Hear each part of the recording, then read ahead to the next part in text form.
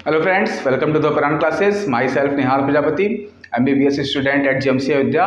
तो आज मैं आपसे बात करने वाला हूँ डाइजेस्टिव ग्लैंड के बारे में। इसकी पिछली वीडियो में मैंने आपको बताया था कि हमारे पास तीन तरीके के डाइजेस्टिव ग्लैंड्स हैं। एक है सैलिवरी ग्लैंड्स, एक है लीवर और एक क्या है, पेनक्रियास। तो हम बारी बारी से इन तीनों के बारे में एक एक करके बात करेंगे, ठीक है। तो पहले हम किसके बारे में बात करेंगे? पहले हम बात करेंगे सैलिवरी ग्लैंड्स के बारे में। पिछले वीडियो में मैंने आपको बताया था कि जो सैलिवरी ग्लैंड्स के नंबर होते हैं कितने होते हैं? 6, मतलब 3 पेयर, ठीक है, मतलब 3 पेयर। एक क्या होता है, पैरोटिड ग्लैंड, जो कि हमारा ईयर के पास होता है, और एक होता है सबलिंगुअल ग्लैंड, जो कि हमारा टंग के नीचे होता है, बिलो द टंग होता है। एक होता है सब मैंडिबुलर ग्लैंड, जो हमारा मैंडिबल बोन के क्या होता है, नीचे होता है, या आप बोल सकते हैं लोअर जॉ के क्या होता है, नीचे होता है। और इस सब मैंडिबुलर ग्लैंड का हम लोगों ने एक नाम और कहा था, और वो नाम क्या था?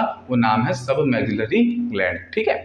तो ये जो तीनों सैलिवरी ग्लैंड्स होते हैं, पैरोटिड, सब मैंडिबुलर और सब मैक्सिलरी, ये तीनों मिलके क्या सीक्रेट करते हैं? सलाइवा, जिसको हम लोग और क्या बोलते हैं? सैलिवरी जूस बोलते हैं, ठीक है। तो जो हमारा सैलिवरी जूस होता है, उसमें जो मैक्सिमम कंटेंट होता है, जो मैक्सिमम अमाउंट आपको क्या मिलता है? वाटर।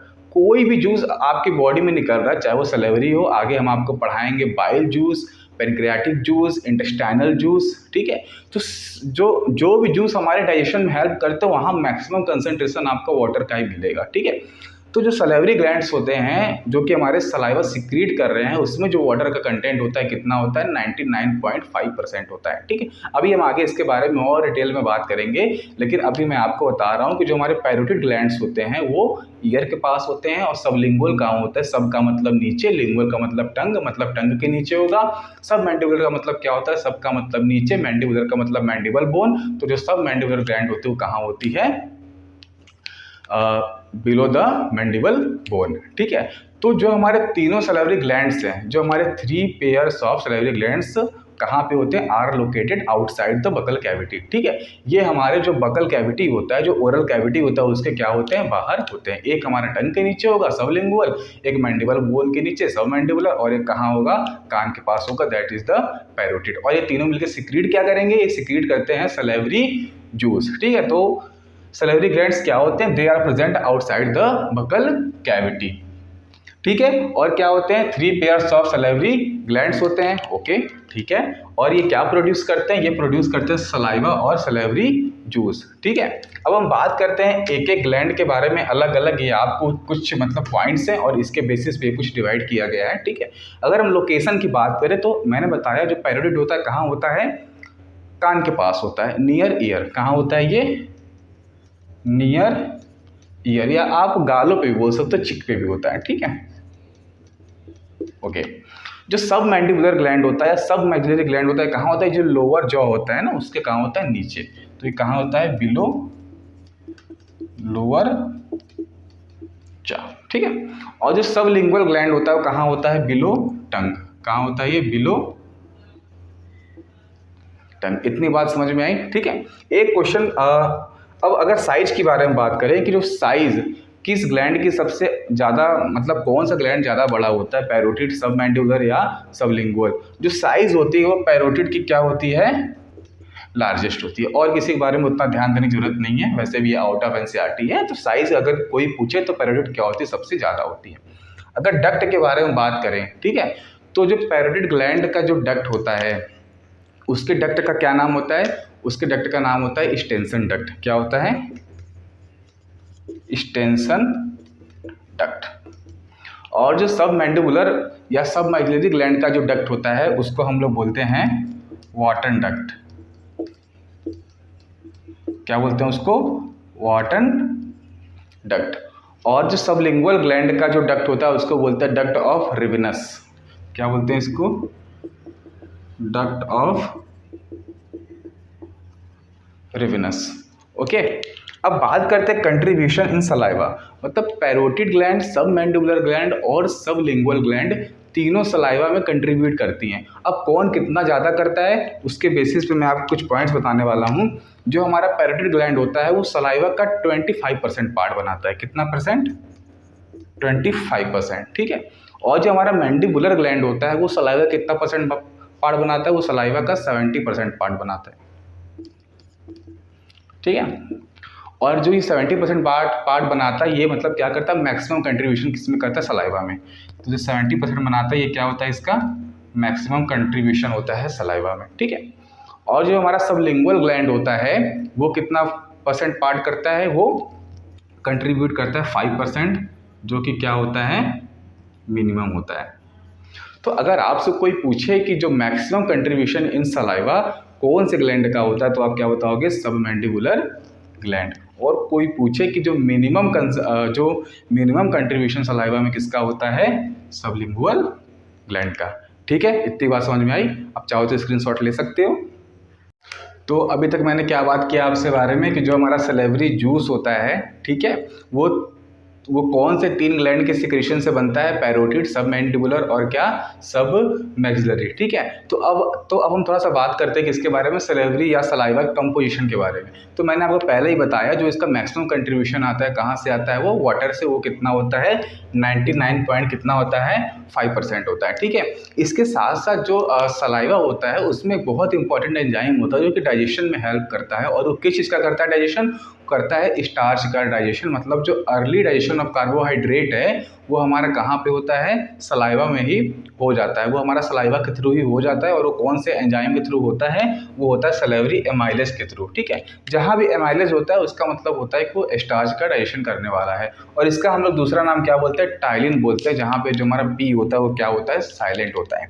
तो ये करता क्या है बेसिकली, ये क्या होता है, ये जो स्टार्च होता है इसको कन्वर्ट किस में कर देता है, माल्टोज में। किस में कन्वर्ट करता है, माल्टोज में। और कौन सा एंजाइम चाहिए यहाँ पे, सलेवरी एमाइलेज, ठीक है। और इस कंडीशन के लिए जो सलाइवा का पीएच होता है वो कितना होता है, पीएच कितना होता है, पीएच होता है 6.8, ठीक है। और आप देख रहे हो तीसरा कंपोनेंट क्या है, लाइसोजाइम। लाइसोजाइम होता क्या है, लाइसोजाइम एक एंटीबैक्टीरियल एजेंट है। क्या होता है ये, एंटीबैक्टीरियल एजेंट। और ये करता क्या है, ये इन्फेक्शन को रोकता है। ये प्रिवेंट क्या करता है, इन्फेक्शन, ठीक है। तो जो मैक्सिमम कंपोनेंट होता है वो किसका होता है, वाटर का होता है, 99.5% होता है। और एक एंजाइम होता है, बहुत ही अच्छा एंजाइम है, क्या है वो, सलेवरी एमाइलेज, जिसको हम टाइलिन भी बोलते हैं। और ये क्या करता है, अर्ली डाइजेशन ऑफ क्या करता है, स्टार्च, या अर्ली डाइजेशन ऑफ क्या करता है, कार्बोहाइड्रेट, उसको कन्वर्ट कहाँ करता है, कन्वर्ट करता है उसको माल्टोज में, जो कि क्या है, डाइसैकेराइड है, ठीक है। और इसके जो पीएच होती है कितनी होती है, 6.8। क्योंकि जो पीएच ऑफ जो सलाइवरी जूस है या सलाइवा है वो कितना होता है, वो होता है 6.8, ठीक है।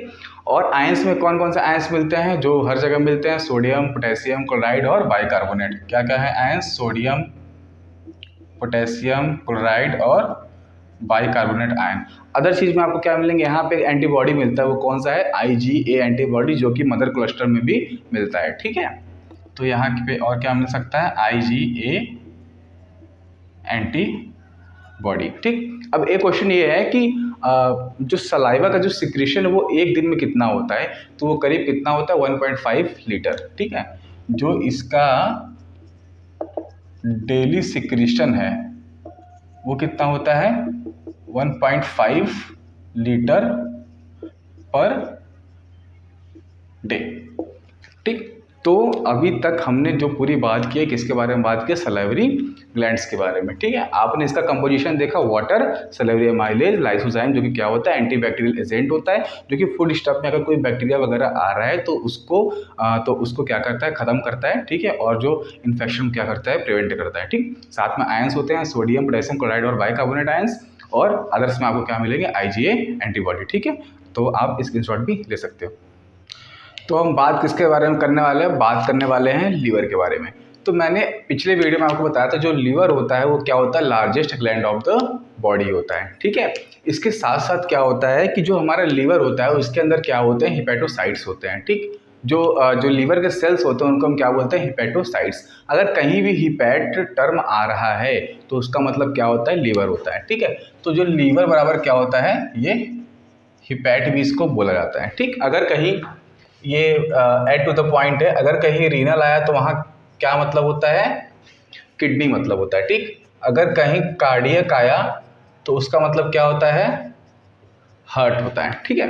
तो जो लीवर होता है वो क्या होता है, लार्जेस्ट ग्लैंड ऑफ द क्या होता है, बॉडी होता है। ठीक, इसके साथ साथ जो हमारे लीवर की अगर हम एनाटॉमी के बारे में बात करें तो लीवर के क्या होते हैं, 2 लोब होते हैं। ठीक है, ये जो आपको दिख रहा है ये कौन सा लोब है, ये राइट लोब है। जैसे मैं अगर ऐसे खड़ा हूं तो ये राइट हो जाएगा और ये क्या हो जाएगा, लेफ्ट हो जाएगा। ठीक है, तो ये कौन सा लोब है, ये है लेफ्ट लोब है। इतनी बातें क्लियर है? ठीक है, अब अगर हम बात करें जो इसका स्ट्रक्चरल और फंक्शनल यूनिट होता है, जैसे किडनी का क्या होता है, नेफ्रॉन। ठीक है, ब्रेन का क्या होता है, न्यूरॉन। उसी तरीके से अगर हम जब स्ट्रक्चरल और फंक्शनल यूनिट बात करते हैं लीवर की, तो वो हिपैटोसाइट्स नहीं होते हैं। ठीक, वो क्या होते हैं, वो हिपैटिक लोब्यूल्स होते हैं। ठीक है, बहुत बार बच्चे इसमें गलती करते हैं कि वो हिपैटोसाइट्स लगा देते हैं, क्योंकि वो हम लोग पढ़े हैं हमेशा से ही कि cell is the structure and functional unit of life. तो लीवर का सेल हिपैटोसाइट्स, किडनी का सेल नेफ्रॉन और ब्रेन का सेल न्यूरॉन, तो यही सब सारे होंगे। तो ये किडनी और ब्रेन के लिए तो करेक्ट है, लेकिन जब हम लीवर की बात करते हैं तो उसका जो स्ट्रक्चरल और फंक्शनल यूनिट क्या होता है, हिपैटिक लोब्यूल। तो जो राइट साइड में जो ये डायग्राम बना है, ये किसका डायग्राम है, ये है हिपैटिक लोब्यूल का। किसका है ये, हिपैटिक लोब्यूल का। ठीक है, आप देख रहे होंगे कि जो ये हिपैटिक लोब्यूल है ये हेक्सागन स्ट्रक्चर है इसका। कैसा है इसका स्ट्रक्चर, हेक्सागन स्ट्रक्चर होता है। ठीक, और ये जो आपको सेल्स के रो दिख रहे हैं ना, ये सेल्स, तो ये जो इंडिविजुअल सेल्स हैं ये क्या हैं, ये हैं हिपैटोसाइट।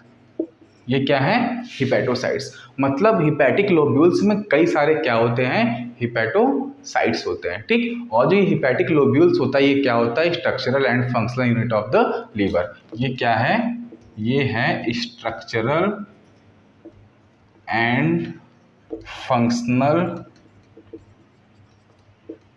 Unit of liver. इतनी बात समझ में आई? तो structural and functional unit of liver क्या है, हिपैटिक लोब्यूल है, हिपैटोसाइट्स नहीं है। ठीक, और जो सेंटर में आपको दिख रहा है ये क्या होता है, ये होता है सेंट्रल वेन। ये होता है सेंट्रल वेन। और जो आपको ग्रीन ग्रीन कलर की कवरिंग दिख रही है किसके चारों तरफ, हिपैटिक लोब्यूल्स के अराउंड जो आपको ग्रीन कलर की कवरिंग दिख रही है, ये क्या होता है, ये होता है ग्लिसन्स कैप्सूल।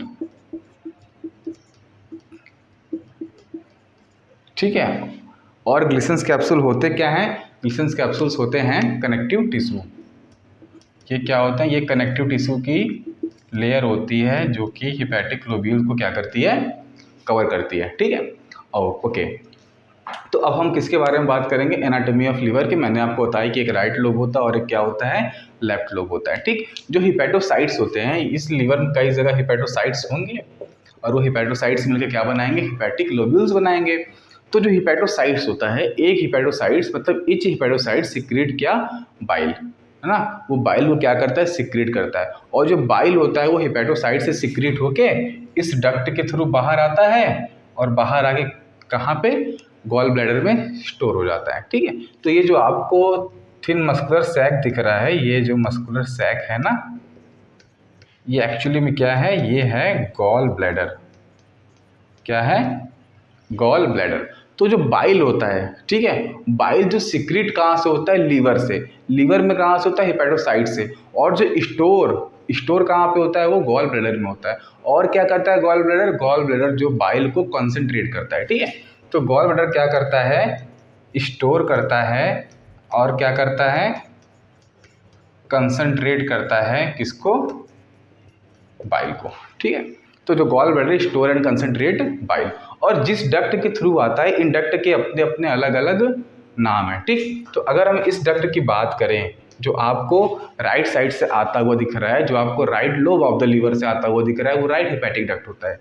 जो लेफ्ट लोब ऑफ लीवर से आता है वो लेफ्ट हिपैटिक डक्ट होता है। और दोनों आपस में मिलकर क्या बनाते हैं, कॉमन हिपैटिक डक्ट बनाते हैं। ठीक है, जो डक्ट गॉल ब्लैडर के जो डक्ट गॉल ब्लैडर से आता है उसको बोलते हैं सिस्टिक डक्ट या बाइल डक्ट। ठीक है, और बाइल डक्ट और कॉमन हिपैटिक डक्ट मिलकर क्या बनाते हैं, कॉमन बाइल डक्ट। ठीक है, तो अगर ये हो गया हो तो थोड़ा सा आगे बात करते हैं इसके बारे में। ठीक है, ठीक, तो अगर हम आपसे डक्ट के बारे में बात करें तो ये जो डक्ट आ रही है right lobe of the liver से, ये क्या है, ये है राइट हिपैटिक डक्ट। ठीक। जो लेफ्ट लोब से आ रही है ये क्या है, लेफ्ट हिपैटिक डक्ट, ठीक है। और जो ये दोनों मिलकर क्या बना रहे हैं, कॉमन हिपैटिक डक्ट, ठीक है। और जो कॉमन हिपैटिक डक्ट है, ये जो बाइल डक्ट, ये जो गॉल ब्लैडर है, ये जो गॉल ब्लैडर का ये डक्ट है, इसको हम लोग क्या बोलते हैं, बाइल डक्ट, या इसका दूसरा नाम क्या है, सिस्टिक डक्ट, ठीक है। और जब कॉमन हिपैटिक डक्ट जब बाइल डक्ट से मिलता है तो क्या बनाता है, कॉमन बाइल डक्ट, ठीक। तो एक बार फिर से, राइट लोब ऑफ लीवर से जो डक्ट निकलता है क्या होता है, right hepatic duct. Left lobe of liver से जो डक्ट निकलता है क्या होता है, लेफ्ट हिपैटिक डक्ट। दोनों मिलके क्या बनाते हैं, common hepatic duct. Common hepatic duct का मतलब होता है अभी जो डक्ट आया वो कहाँ से आया, लीवर से आया, ठीक है। फिर गॉल ब्लैडर से जो डक्ट निकलती है वो क्या होती है, बाइल डक्ट, या उसको हम लोग क्या कहते हैं, सिस्टिक डक्ट, ठीक है। अब ये बाइल डक्ट और कॉमन हिपैटिक डक्ट, मतलब जो गॉल ब्लैडर से डक्ट आया वो और जो लीवर से आया वो, दोनों मिलकर क्या बनाते हैं, कॉमन बाइल डक्ट, ठीक है। और ये कॉमन बाइल डक्ट जब पैनक्रियाटिक डक्ट से मिलता है तो क्या बनाता है, हिपैटो पैनक्रियाटिक डक्ट। और ये हिपैटो पैनक्रियाटिक कहाँ पे जाके ओपन होता है, डुओडेनम में। और किस इंस्फिंक्टर से ये गार्डेड होता है, उसका नाम है इंस्फिंक्टर ऑफ ओटाइट, ठीक है। अभी आगे उसके बारे में हम आपसे बात करेंगे। इतनी बात समझ में आई, ठीक है। तो अगर हम बात करें जो लीवर का वेट होता है, ठीक, अगर लीवर के वेट के बारे में बात करें तो कितना होता है, 1.2 kg टू 1.5 kg, ठीक है। अगर इसका वेट की कहीं बात करें हम, इसका वेट कितना होता है वो 1.2 kg टू 1.5 kg। अगर हम लोकेशन ऑफ लीवर के बारे में बात करें, आखिर लीवर होता कहाँ पे, तो आप क्या बताओगे, मैंने आपको पिछले लेक्चर में बताया था कहाँ होता है, जस्ट बिलो द डायफ्राम या एब्डोमिनल कैविटी में होता है, ठीक है। तो जो लीवर होता है कहाँ होता है, located in just below the diaphragm. Diaphragm के नीचे होता है और कौन सी कैविटी में होता है, एब्डोमिनल कैविटी में होता है। इतनी बात समझ में आई। तो अब हम किसके बारे में बात करेंगे, अब हम बात करेंगे किसके बारे में, पैनक्रियाज के बारे में, ठीक है। तो मैंने आपको पहले बताया था जो हमारा पैनक्रियाज होता है वो क्या होता है, मिक्स्ड ग्लैंड होता है। मिक्स्ड ग्लैंड का मतलब क्या होता है, उसमें एक्सोक्राइन पार्ट भी होता है और क्या होता है उसमें एंडोक्राइन पार्ट भी होता है। एक्सोक्राइन पार्ट का मतलब होता है उसके पास डक्ट होता है, ठीक है। एंडोक्राइन पार्ट का मतलब होता है वो क्या होता है, डक्टलेस पार्ट होता है, ठीक है। तो जो पैनक्रियाज है वो क्या होता है, मिक्स ग्लैंड होता है, इसके पास एंडोक्राइन पार्ट भी होता है, साथ में क्या होता है, एक्सोक्राइन पार्ट भी होता है। जो एक्सोक्राइन पार्ट होता है इसमें इसके पास डक्ट क्या होता है हैव डक्ट। और जो एंडोक्राइन पार्ट होता है वो क्या होता है, डक्टलेस होता है। क्या होता है वो, डक्टलेस होता है, उसके पास डक्ट नहीं होता है, ठीक है। जो एक्सोक्राइन पार्ट का जो यूनिट होता है, मतलब जो एक्सोक्राइन पार्ट जिससे मिल के बना होता है वो क्या होता है, एसिनाई होता है। क्या होता है वो, एसिनाई, एसिनस होता है बेसिकली, वो कई सारे एसिनस मिलकर हम उसको क्या बोलते हैं, एसिनाई बोलते हैं, ठीक है।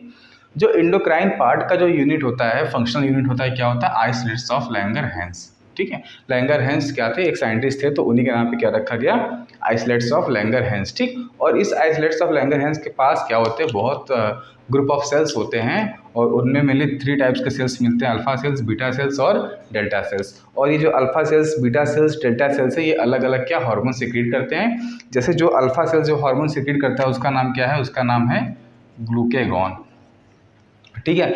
बीटा सेल्स क्या सिक्रीट करते हैं, बीटा सेल्स सिक्रीट करते हैं इंसुलिन। और जो डेल्टा सेल्स क्या सिक्रीट करते हैं, डेल्टा सेल्स सिक्रीट करते हैं सोमैटोस्टैटिन। क्या, सोमैटोस्टैटिन। इतनी बात समझ में आई, ठीक है।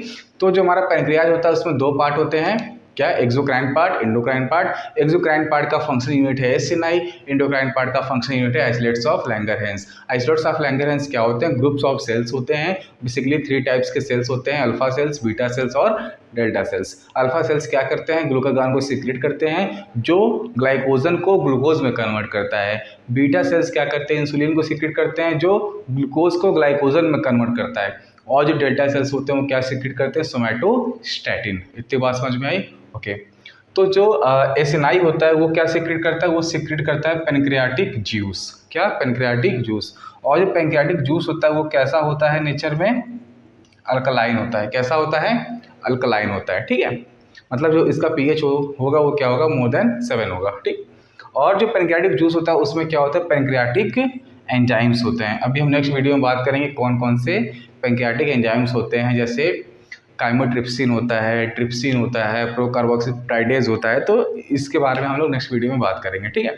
तो ये क्या हो गया, पैनक्रियाज हो गया, ठीक। तो जो पैनक्रियाटिक जूस होता है उसमें क्या होता है, पैनक्रियाटिक एंजाइम्स होते हैं और ये प्रॉपर क्या कराते हैं, डाइजेशन कराते हैं, ठीक है।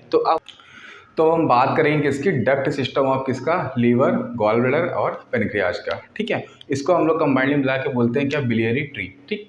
तो राइट लोब ऑफ लीवर से जो डक्ट आ रहा है उसका नाम क्या है, राइट हिपैटिक डक्ट, ठीक। जो लेफ्ट लोब ऑफ लीवर से जो डक्ट आ रहा है उसका नाम है लेफ्ट हिपैटिक डक्ट। और जब ये दोनों डक्ट कंबाइंड होते हैं तो क्या बनाते हैं, कॉमन हिपैटिक डक्ट, ठीक है। और ये क्या है, pouch like structure, gall bladder, ठीक है। और जो गॉल ब्लैडर का डक्ट होता है उसको क्या बोलते हैं, सिस्टिक डक्ट या बाइल डक्ट, ठीक है। ये जो डक्ट आपको मिलेगी ये क्या हो जाएगी, सिस्टिक डक्ट या इसका दूसरा नाम बाइल डक्ट, ओके। और जब ये बाइल डक्ट हमारा कंबाइन किससे होता है, कॉमन हिपैटिक डक्ट से, तो हम उसको क्या बोलते हैं, कॉमन बाइल डक्ट, ठीक है। इसको हम लोग क्या कहेंगे, ये हो जाएगा common bile duct, that is CBD, ठीक है। तो राइट लोब ऑफ लीवर से राइट हिपैटिक डक्ट, लेफ्ट से लेफ्ट हिपैटिक डक्ट, दोनों मिलकर कॉमन हिपैटिक डक्ट, और बाइल डक्ट मिलकर क्या बनाता है, कॉमन बाइल डक्ट, ठीक है। ये जो आपको सी शेप्ड या यू शेप्ड ऑर्गन दिख रहा है ये क्या है, ये है डुडेनम, क्या है, ये है डुडेनम है, ठीक है। और ये जो सी शेप्ड ऑर्गन है ये एक ऑर्गन को होल्ड करके रखता है। ये ऑर्गन आपको दिख रहा होगा इस तरीके से, ठीक है। ये क्या है, पैनक्रियाज है, ये क्या है, पैनक्रियाज है, ठीक है। और आपको पैनक्रियाज में एक डक्ट दिख रहा होगा, एक डक्ट ये रेड रेड कलर में दिख रहा होगा और एक ग्रीन कलर में दिख रहा होगा। जो डक्ट आपको रेड कलर में दिख रहा है, जिसकी साइज थोड़ी सी बड़ी है, उसको हम लोग क्या कहते हैं, मेन पैनक्रियाटिक डक्ट। ये क्या है, ये होता है मेन पैनक्रियाटिक डक्ट, ठीक है। इस मेन पैनक्रियाटिक डक्ट का एक नाम और इसको बोलते हैं डक्ट ऑफ वर्सुंग। क्या बोलते हैं इसको, डक्ट ऑफ वर्सुंग। अगेन वर्सुंग कोई साइंटिस्ट रहे होंगे, ठीक है। अब जो हम बात करते हैं, ये जो आपको ग्रीन कलर का छोटा सा स्मॉल डक्ट दिख रहा है ये होता है एसेसरी पैनक्रियाटिक डक्ट। ये क्या होता है, ये होता है एसेसरी पैनक्रियाटिक डक्ट। और इस एसेसरी पैनक्रियाटिक डक्ट को हम लोग क्या कहते हैं, डक्ट ऑफ सेंटोराइनी। क्या होता है ये, डक्ट ऑफ सेंटोराइनी, ठीक है। तो जब कॉमन जो हमारा कॉमन बाइल डक्ट है वो मेन पैनक्रियाटिक डक्ट से मिलकर क्या बनाता है, कॉमन हिपैटो पैनक्रियाटिक डक्ट। ये आप देख रहे हो जो CBD है ये मेन पैनक्रियाटिक डक्ट से मिलकर क्या बनाया है, इस वाले डक्ट का नाम हम क्या देंगे, इसको हम नाम देंगे कॉमन हिपैटो पैनक्रियाटिक डक्ट, ठीक है। अब ये जो कॉमन हिपैटो पैनक्रियाटिक डक्ट है ये कहाँ ओपन होता है, ये सी शेप्ड ऑर्गन या यू शेप्ड ऑर्गन डुडेनम में ओपन होता है। इसके ओपन होने के लिए क्या होता है, एक स्फिंक्टर होता है, और इस स्फिंक्टर का क्या नाम होता है, इसका नाम होता है स्फिंक्टर ऑफ ओडाई। क्या नाम है इसका, स्फिंक्टर ऑफ ओडाई। तो स्फिंक्टर ऑफ ओडाई में कौन सा डक्ट ओपन होता है, that is the hepatopancreatic duct. Hepatopancreatic duct sphincter of Oddi में ओपन होने से पहले थोड़ा सा डायलेट हो जाता है, तो dilated hepatopancreatic duct at the junction of pancreas and duodenum, उसको हम लोग क्या कहते हैं, एम्पुला ऑफ वेटर। क्या कहते हैं उसको, एम्पुला ऑफ वेटर। ये क्या होता है, ये होता है डायलेटेड हिपैटो पैनक्रियाटिक डक्ट, ठीक है। तो राइट लोब ऑफ लीवर से क्या आया, right hepatic duct, left hepatic duct, common hepatic duct मिलकर बना लिए दोनों, और वो बाइल डक्ट के साथ या सिस्टी डक्ट के साथ कंबाइन होकर क्या बनाता है, कॉमन बाइल डक्ट, ठीक है। कॉमन बाइल डक्ट किससे मिलेगा, पैनक्रियाटिक डक्ट से। और कौन सी, मेन की accessory, main pancreatic duct combined with common bile duct to form common hepatopancreatic duct which opens into the sphincter of Oddi which is present at the junction of pancreas and the duodenum, ठीक है। और जो dilated hepatopancreatic duct होता है उसको हम लोग क्या बोलते हैं, एम्पुला ऑफ वेटर। तो इट्स ऑल अबाउट द क्या, duct system of liver, gall bladder and pancreas. इसको हम लोग और एक नाम बोलते हैं, इसको बोलते हैं बिलियरी ट्री। क्या बोलते हैं इसको, बिलियरी ट्री, ठीक है। तो अभी तक हमने क्या पढ़ा, जो राइट लोब ऑफ लीवर से क्या आता है, राइट हिपैटिक डक्ट आता है, और जो लेफ्ट लोब ऑफ लीवर से क्या आता है, लेफ्ट हिपैटिक डक्ट आता है। दोनों आपस में कंबाइंड होकर क्या बनाते हैं, कॉमन हिपैटिक डक्ट आता है, ठीक है। जो कि गॉल ब्लैडर से क्या आता है, बाइल डक्ट, उसके साथ कंबाइन होकर क्या बनाता है, कॉमन बाइल डक्ट। इतनी बात समझ में आई, ठीक है। अब ये कॉमन बाइल डक्ट किसके साथ कंबाइन होता है, डक्ट ऑफ वर्सुम, जिसको हम लोग क्या कहते हैं, मेन पैनक्रियाटिक डक्ट। और ये कहाँ से आता है, पैनक्रियाज से आता है। और दोनों आपस में कंबाइंड होकर क्या बनाते हैं, कॉमन हिपैटोपैनक्रियाटिक डक्ट, जो कि कहाँ पे ओपन होता है, डुडेनम में होता है। और किस स्फिंक्टर के थ्रू होता है open, that is the sphincter of Oddi. तो दैट्स ऑल अबाउट द क्या, digestive gland. Thank you so much.